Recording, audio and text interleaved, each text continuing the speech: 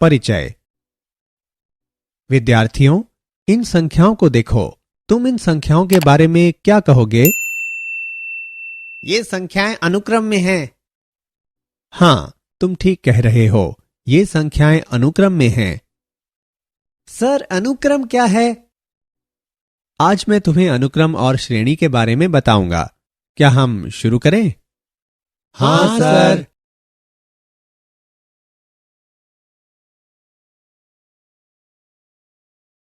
उद्देश्य।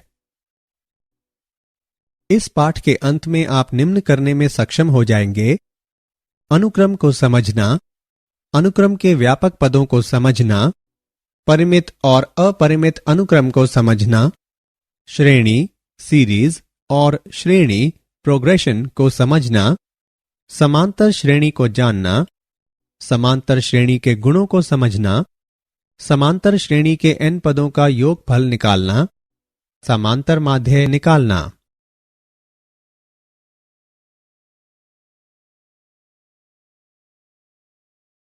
अनुक्रम कुछ निश्चित नियमानुसार एक निश्चित क्रम में व्यवस्थित संख्याओं का एक समुच्चय अनुक्रम कहलाता है। एक अनुक्रम में दिखने वाली विभिन्न संख्याएं उसके पद कहलाती हैं। एक अनुक्रम के पदों को A1, A2, A3 इत्यादि AN आदि के द्वारा निरूपित किया जाता है। अनुक्रम के nवें स्थान पर nवां पद एक संख्या है और इसे एक n के द्वारा निरूपित किया जाता है। nवें पद को अनुक्रम का व्यापक पद भी कहते हैं।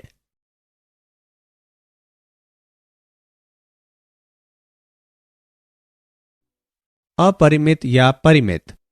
यदि अनुक्रम हमेशा के लिए चलता है तो इसे एक अपरिमित अनुक्रम कहते हैं, अन्यथा यह एक परिमित अनुक्रम कहलाता है।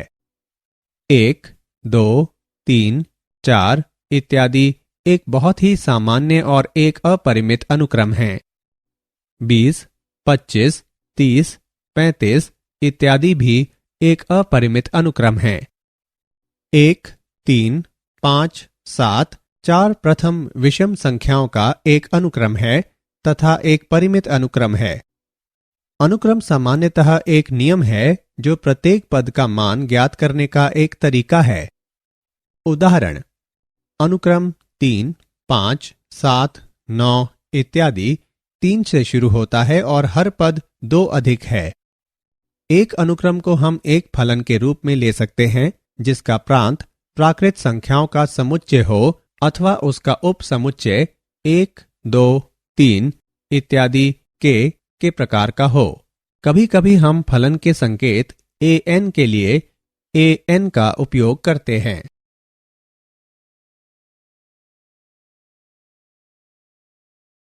अनुक्रम के उदाहरण: an बराबर 2n प्लस 6 से परिभाषित अनुक्रम के प्रथम 3 पदों को लिखिए। हल: an बराबर 2n प्लस 6 दिया गया है।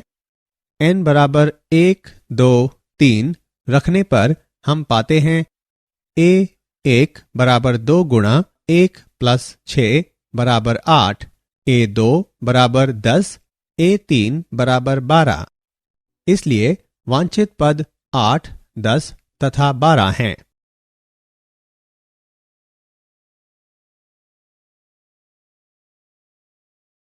श्रेणी एक श्रेणी के अनुक्रम का योगफल है।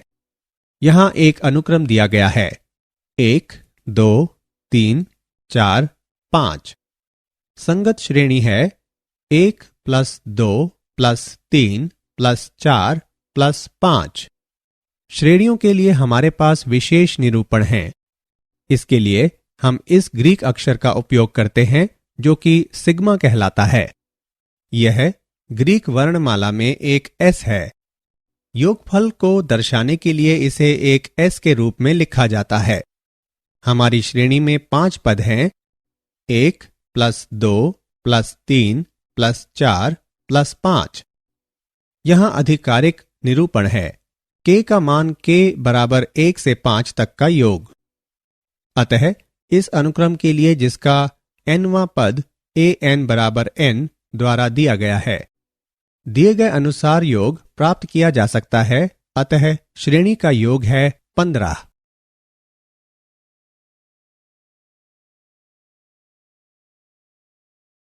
समांतर श्रेणी AP। एक समांतर अनुक्रम या समांतर श्रेणी वास्तविक संख्याओं का एक अनुक्रम परिमित या अपरिमित है जिसमें हर पद पूर्व पद से एक अचर पद जिसे सार्व अंतर कहा जाता है अधिक है। उदाहरणार्थ 1 से शुरू करते हुए और 4 के एक सार्व अंतर का उपयोग करते हुए हम परिमित समांतर अनुक्रम 1, 5, 9, 13, 17, 21 और अपरिमित अनुक्रम 1, 5, 9, 13, 17, 21, 25, 29 इत्यादि 4n+1 भी प्राप्त करते हैं। चलिए प्रथम पद a और सार्व अंतर d की एक AP लेते हैं जो है a plus d, a plus 2d और आगे तक।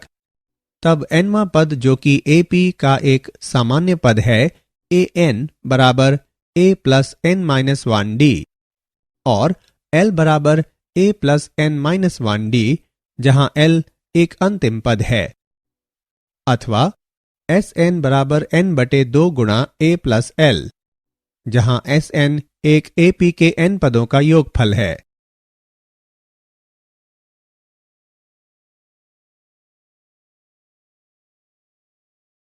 समांतर श्रेणी के गुण AP।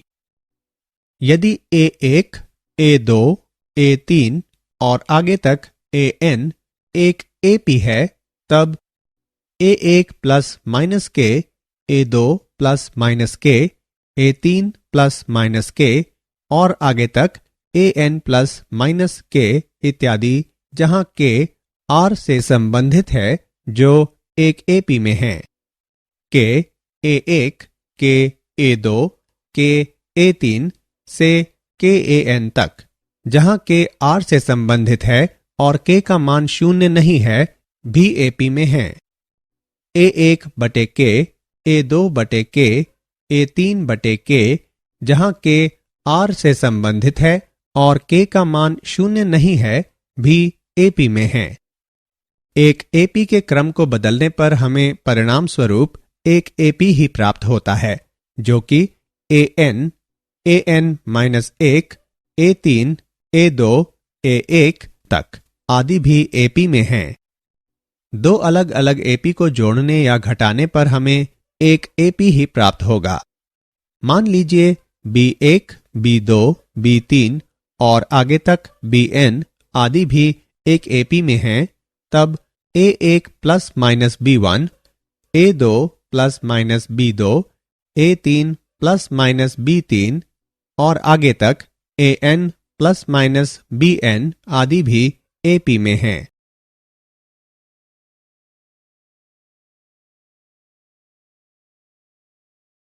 समांतर श्रेणी का उदाहरण AP।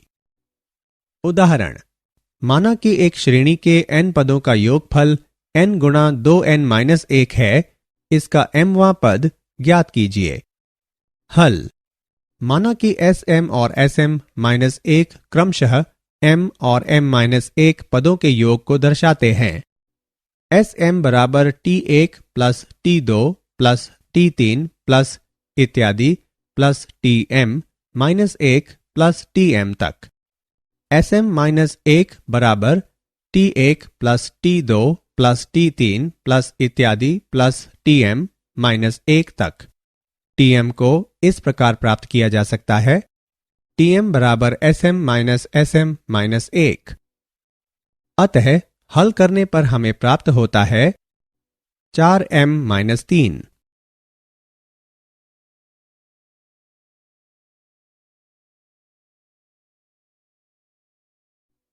उदाहरण, यदि एक AP में प्रथम और द्वितीय पद क्रमशः 1 और -3 हैं, तब इसका nवां पद और n पदों का योगफल ज्ञात कीजिए।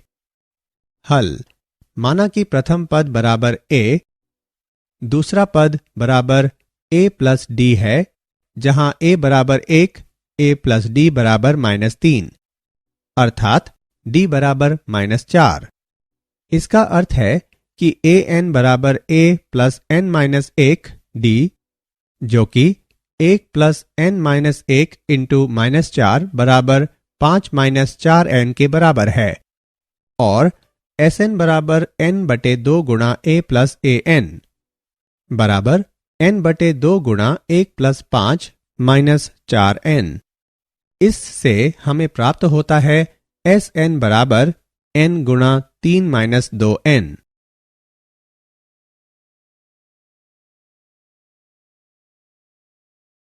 समांतर माध्य। समांतर माध्य, जिसे प्रायः औसत या माध्य भी कहते हैं, संग्रह के आंकड़ों की एक केंद्रीय प्रवृत्ति है जिसे संग्रह के आंकड़ों के योगफल में आंकड़ों की संख्या से भाग द्वारा प्राप्त किया जाता है। माध्य बराबर अवयवों का योगफल बटे अवयवों की संख्या बराबर a1 plus a2 plus a3 plus इत्यादि प्लस an बटे n तक। उदाहरण 3, 5, 7 का माध्य ज्ञात करने के लिए चरण 1 संख्याओं का योगफल ज्ञात कीजिए, जो है 3 प्लस 5 प्लस 7 बराबर 15। चरण 2 कुल संख्याओं की गणना करें। यहां 3 संख्याएं हैं। चरण 3 माध्य निकालें। 15 बटे 3 बराबर 5।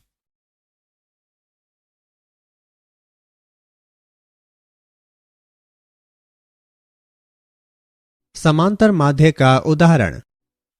यदि 6 समांतर माध्यों को 1 और 9 बटे 2 के बीच में लिखा जाए, तब चौथे समांतर माध्य का मान ज्ञात कीजिए। हल। माना कि a1, a2, a3, a4, a5, a6 6 समांतर माध्य हैं। इसका अर्थ है कि 1, a1, a2 इत्यादि a6 9 बटे 2 AP में होंगे। अब 9 बटे 2 बराबर 1 प्लस 7D, अतः 7 बटे 2 जो कि 7D के तुल्य है, अर्थात D बराबर 1 बटे 2। अतः A4 बराबर 1 प्लस 4 गुणा 1 बटे 2 बराबर 3।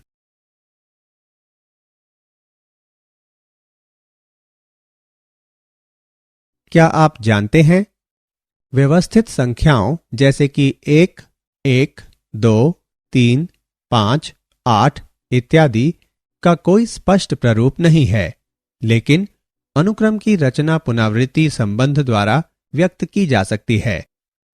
A1 बराबर A2 बराबर 1, A3 बराबर A1 प्लस A2, AN बराबर AN minus 2 plus AN minus 1, n का मान 2 से अधिक है। इस अनुक्रम को फिबोनाची अनुक्रम कहते हैं।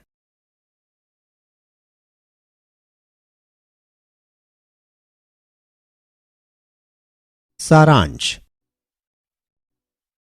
आइए हमने जो कुछ सीखा है उसे संक्षेप में दोहराएं। अनुक्रम से हमारा तात्पर्य है किसी नियम के अनुसार एक परिभाषित निश्चित क्रम में संख्याओं की व्यवस्था। इसके अतिरिक्त हम एक अनुक्रम को एक फलन के रूप में परिभाषित कर सकते हैं जिसका डोमेन प्राकृत संख्याओं का समुच्चय हो अथवा उसका उपसमुच्चय 1, 2, 3 के प्रकार का हो। वे अनुक्रम जिनमें पदों की संख्या सीमित होती है परिमित अनुक्रम कहलाते हैं। यदि कोई अनुक्रम परिमित नहीं है तो उसे अपरिमित अनुक्रम कहते हैं। मान लीजिए A1, A2, A3 इत्यादि एक अनुक्रम है, तो A1 plus A2 plus A3 plus इत्यादि के रूप में व्यक्त किया गया योग श्रेणी कहलाता है। जिस श्रेणी के पदों की संख्या सीमित होती है उसे परिमित श्रेणी कहते हैं।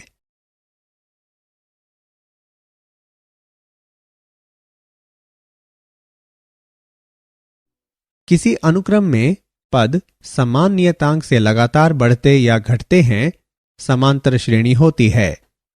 नियतांक को समांतर श्रेणी का सार्व अंतर कहते हैं।